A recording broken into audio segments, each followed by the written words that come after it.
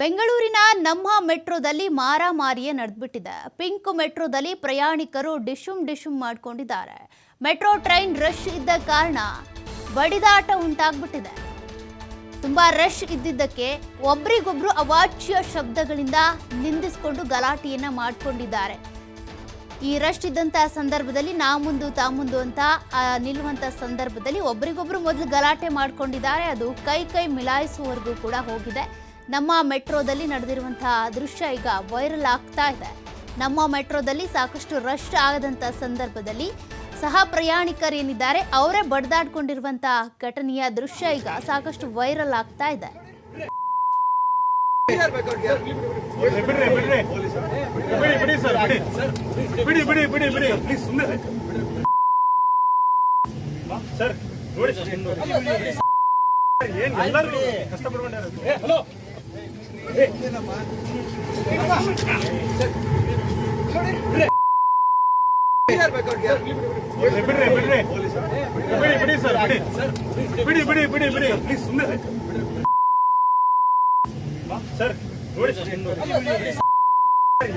ಕಷ್ಟಪಡ್ಕೊಂಡ್ಯಾರ.